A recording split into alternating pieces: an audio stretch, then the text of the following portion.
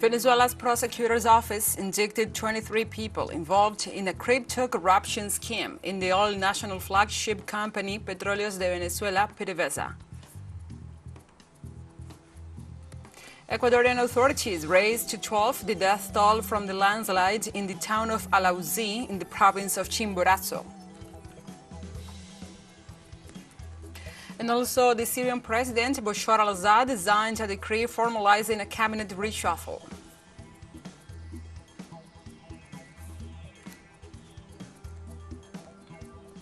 From the headquarters of TeleSUR English in Havana, Cuba, this is From the South. I'm your anchor, Gladys Quesada, and these are the news. On Tuesday, Venezuela's prosecutor's office indicted 23 people involved in a crypto corruption scheme in the oil national flagship company, Petróleos de Venezuela, PDVSA, as the Venezuelan government advances in the fight against corruption. Crypto scheme is the name given to the case that involves former public officials, business persons, former deputies, and former judges with corruption crimes against the state-owned oil company of Venezuela, PDVSA. The Attorney General, Tarek William Saab, has informed that on Tuesday, the second judge of control of the public ministry has charged 9 public officials, a former deputy, and 10 business persons with imprisonment, and on the other hand, 3 judges are being prosecuted for receiving bribes. Among the defendants is the former congressperson Hugo Belroa and the former superintendent of crypto assets, Jocelyn Ramirez Camacho.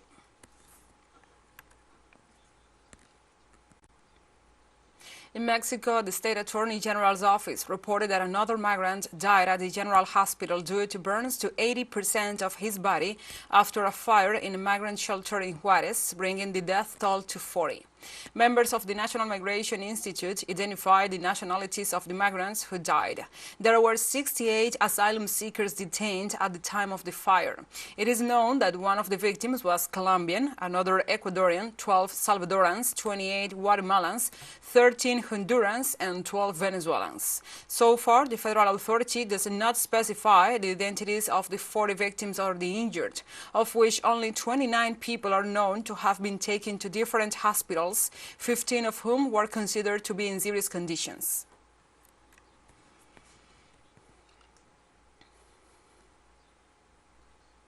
The InterAmerican Commission on Human Rights has sent a mission that began a visit to Bolivia to monitor the human rights situation in the country.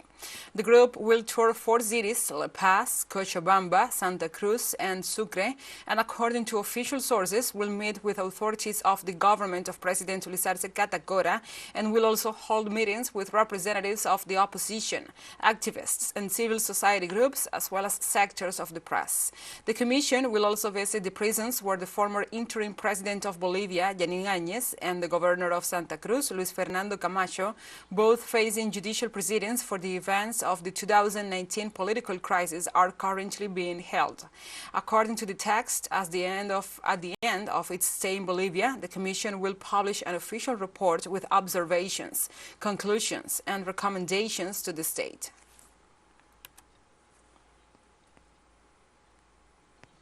And the former vice president of Bolivia, Alvaro Garcia Linera, urged to solve the internal conflicts within the ruling party, the MAS, and urged to preserve with unity what has been conquered in 2 decades of struggle by the popular sectors.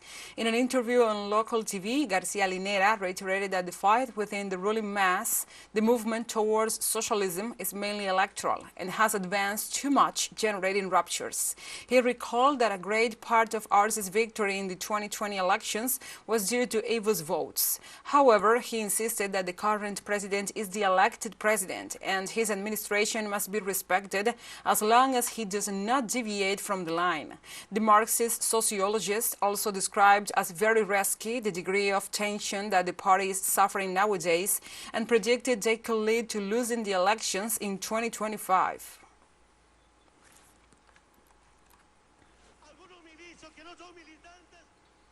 And the relatives of the victims of the state of exception in El Salvador marched to Congress to denounce arbitrary arrests, violations of the rights of detainees, and to demand the repeal of the measure. The rally was called by the Movement of Victims of the State of Emergency, MOVIR, and supported by various organizations that make up the bloc of popular resistance and rebellion. The relatives of the detainees demanded the immediate release of their loved ones, claiming their innocence while reiterating their rejection of the arbitrary detentions against the citizens.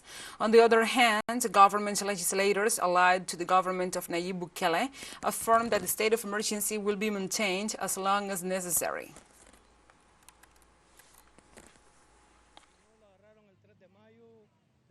My son was caught on May 3, 2022. They took him out of the house. He was not a gang member. What he liked was to drink alone because he went to drink at the soccer field. And they put the finger on him and took him to Mariona. He was here for about 20 days because he got sick. And then they transferred him to the prison of Quesaltepeque. And we went around to find out what illness he had, and we came to human rights, and they did us the favor of finding out what illness he has. In the prison, they have broken his arms. He has a chronic illness called EPOC that he acquired there, and what we want is to free him. He is sick. What is the reason to have some sick people there? My son is a working man. They brought him here on October 5th at 5 in the afternoon, being an innocent man, and that hurts me. I only demand freedom for my son. I feel I can't stand it anymore. That's why I have come to this march, because I honestly ask freedom for all the innocent people, because there are already many innocent people locked up there, in those bars, and no more, because it is an injustice. No more captures of innocent working people. Their children are waiting for them at home, and we, mothers, wait for our children at home as well.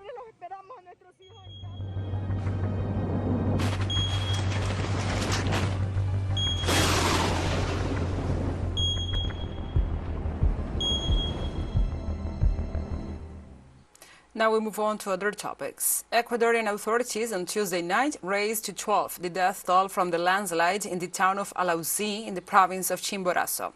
The total number of casualties increased after Ecuadorian Attorney General's office confirmed the death of a young man who had been rescued Monday 27th. The newly reported victim had endured 24 hours under the earth or the soil and debris when rescued, but his health condition was delicate.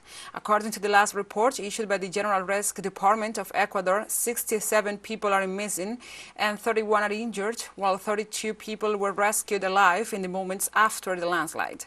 According to the Ecuadorian agency, at least 163 houses were affected by the landslide, even though the number of destroyed buildings is still under evaluation, since many of them were buried under several meters of earth.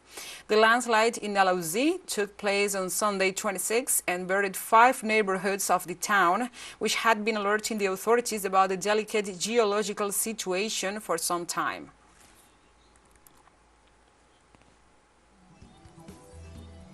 Let's take a short break. But first, remember you can follow us on our TikTok account at TeleSUR English, in which you will be able to see news in different formats, news updates, and more.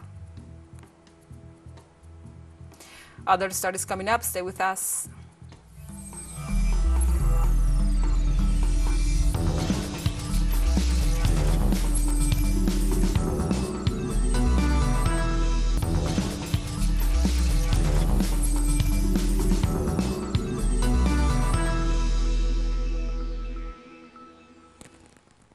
Welcome back. In France, a poll showed President Emmanuel Macron's personal rating nears its lowest level on record because of his handling of the pension reform and the protests. The poll by polling group Odosa said only 30% of respondents thought he was a good president, a drop of 6 percentage points in a month, while 70% judged him as negatively. Macron's popularity is close to the low reached in December 2018 during the anti-government demonstrations by the so-called Yellow Vests. when only 27% had a positive opinion of the president. The poll, conducted for the Public Senate channel and regional newspapers, showed drops for most of France's political class, amid increasingly violent protests against the government's proposal to raise the retirement age from 62 to 64.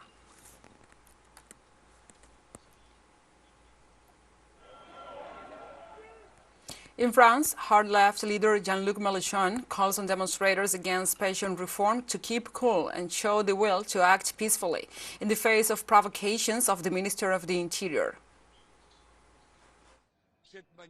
I hope this demonstration today, which is going to be very large, which sees the massive entry of the youth into the struggle, will take place throughout in a calm and controlled manner, in the face of all provocations. I ask everyone to understand that the Minister of the Interior, who is capable of organizing a trap like the one set up in Saint-Saline, is absolutely capable of all kinds of provocations. It is up to each and every one of us to keep cool and show the will to act peacefully, because violence is the means used by the Minister of the Interior to make the social movement and the movement's own self-control invisible. In the UK, the National Executive Committee banned Jeremy Corbyn from standing as a candidate for the Labour Party at the next general elections. The committee voted 22 to 12 to approve a motion from Sir Keir Starmer to prevent his predecessor from being endorsed over Corbyn comments rejecting the Western military and armament shipments to Ukraine. This means it is now down to Mr. Corbyn to decide whether to run as an independent candidate in the Islington North seat he has represented for the past 40 years. Such a move could cause a distracting challenge for Sir Keir at the next election, with the veteran MP retaining significant support among the constituents. The move could fracture the unity of the Parliamentary Labour Party, where Mr. Corbyn retains the support of those aligned with the Socialist Campaign Group. Corbyn is well known for his support to the global left, identifying himself as a socialist, as well as his open campaign in behalf of Julian Assange.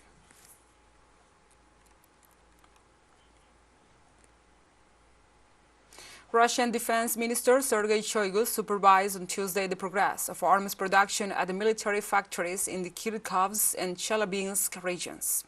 According to a statement issued by the Ministry of Defense, the Russian official inspected both the production capacity of the factories and the final output intended for the Russian military campaign in Ukraine. The minister also checked the automated production of artillery parts, tanks, aircraft, missiles, and shells of different caliber.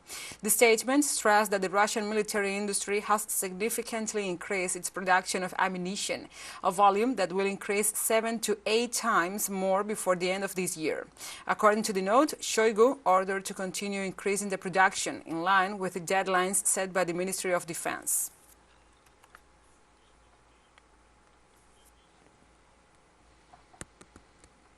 And the Russian Foreign Minister Sergei Lavrov said on Tuesday that the United States must change its behavior for Moscow to resume contacts with Washington over the Strategic Arms Reduction Treaty. In an interview with the TASS news agency, Lavrov said the United States should return to the civilized principles of international relations, of those enshrined in the START Treaty and those of the UN Charter. The head of the Russian diplomacy emphasized that the U.S. actions are directly contrary to these principles, carrying out a hybrid war of great magnitude against Russia. The high Russian official assured that Moscow suspended its total participation in the treaty and that the intention to maintain the limits of strategic offensive weapons established in the deal is nothing more than a gesture of goodwill.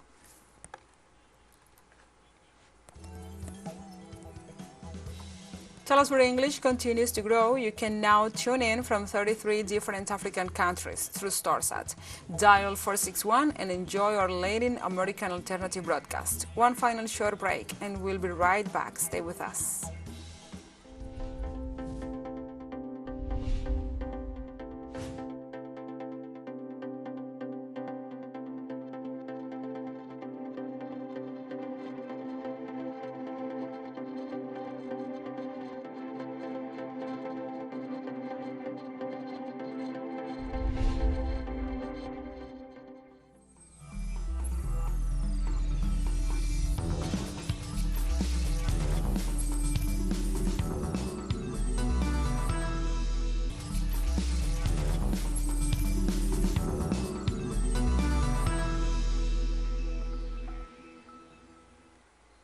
Welcome back to From the South.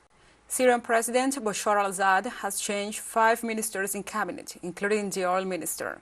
According to a government report, Hassan Kadur, who was the general director for the Syrian Petroleum Company for the last 2 years, replaced Bassam Touma as oil minister. Assad named Mohsen Abdelkarim Ali as internal trade minister, Abdelkader Jokdar as industry minister, Louai al-Munajed as social affairs minister, and Ahmed Bostashi as a state minister. This was the biggest reshuffling of the Syrian head of state cabinet since he was elected for another 7-year term in 2021, when he only changed a few posts in the government.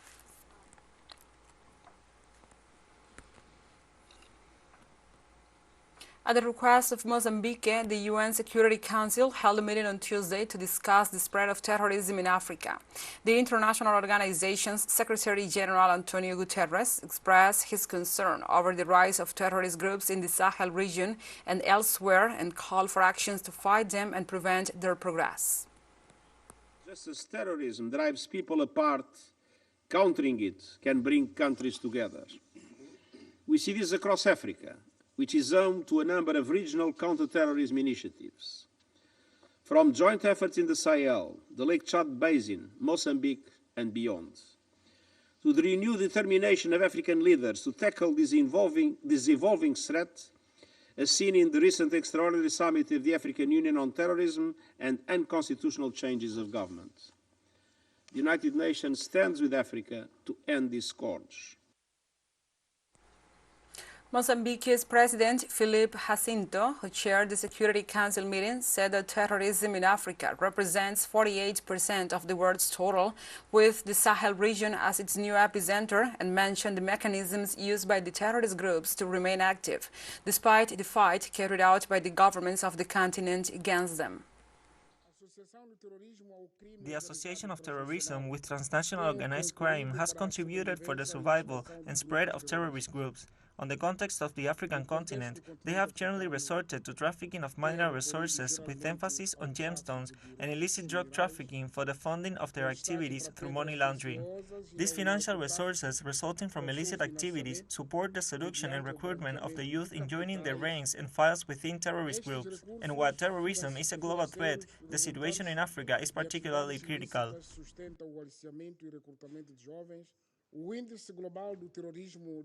The 2022 Global Terrorism Index shows that Africa contributes with about 48% of terrorism-related deaths, and the Sahel region is a new epicenter for terrorist attacks.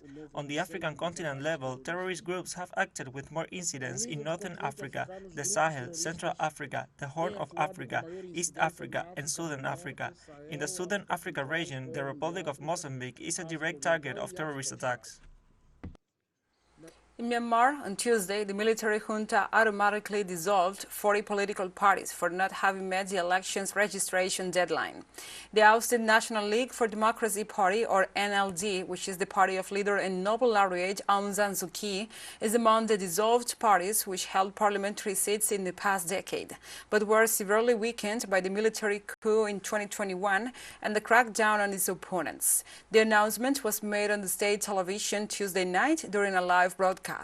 The authorities said that 63 parties have registered for the election at local or national levels, but no date has yet been set for the elections. Suu Kyi is among the scores of NLD officials currently in prison. She has been charged with multiple counts of corruption, a breach of state secrets law, and incitement, among other crimes. The NLD had previously declared the polls illegitimate and refused to register.